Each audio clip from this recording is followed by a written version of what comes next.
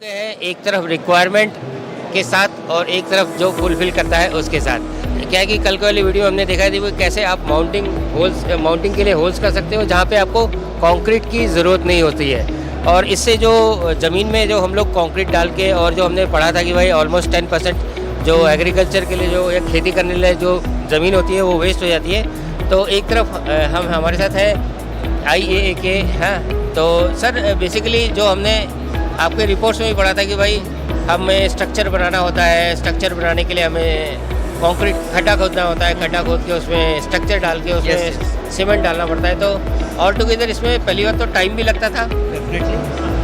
And इससे on an average कितनी ज़मीन ख़राब होती थी सर? हाँ सर, तो इंडिया में लगभग 22 प्लस एग्रीवोल्टाइक इंस्टॉलेशंस है और मोस्ट ऑफ देम में कंक्रीट का फाउंडेशन है। बराबर। तो कंक्रीट का फाउंडेशन में दिक्कत क्या है कि एक तो वो कॉस्टली है और दूसरा टाइम कंज्यूमिंग है और दूसरा ये है कि वो सॉइल को डिग्रेड कर सकता है। ऑफ कोर्स, क्योंकि वो जो प्रदेश में कंक्रीट लगता है वो सॉइल तो ऑलरेडी डिग्रेड हो चुका है। और व्हेन इट कम्स टू एग्रीवोल्टाइक्स इसमें एग्रीकल्चर का बहुत बड़ा रोल है।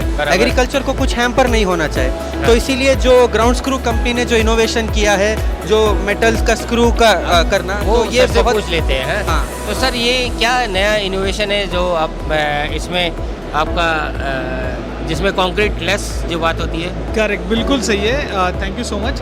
ये कंक्रीट फ्री फाउंडेशन सिस्टम है एंड कंक्रीट फ्री है, इसके लिए ये एग्री फ्रेंडली है, इको फ्रेंडली है।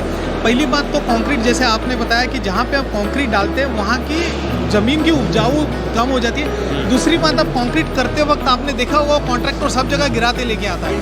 So it is not only that, वो आजू बाजू के सब एरिया को ख़राब कर देता है। बाद में जब बारिश होती है तो उसमें से जो सीप होता है केमिकल उससे भी अफेक्ट होता है। सो ये प्योरा मेटल से बना हुआ है, इसको कुछ भी इन्वायरमेंटल इम्पैक्ट नहीं है। आप जब चाहे उसको ड्रिल कर सकते हो, जब चाहे उसको रिमूव कर सकते हो। तो it is easy to restore original condition. Important चीज़ और है कि आपका कंक्रीट फाउंडेशन 300 mm का रहेगा, ये सिर्फ 60 mm का होता है या 75 mm का होता है। इसकी वजह से आपका जो 2% एरिया आप जो बोलते हो एग्रीकल्चर से निकल जाता है, ये 0.1% से भी कम निकलता है। तो it is wonderful from that perspective. Soil की बिल्कुल बरकरार रखता है वो क्वालिटी एंड रीयूजेबिलिटी भी आपको एकदम बहुत अच्छी तरह से दे देता है। तो फ्रेंड्स अगेन एक और बार बोलूँगा कि भाई आपको एग्रीवोल्टिक्स के ऊपर और इन्फॉर्मेशन चाहिए तो आप लिंक्डइन पे देख लीजिएगा। और हाँ, क्या है कि भाई मेगावाट में इसे रेवोल्यूशन आप यूज़ ज़रूर कीजिएगा।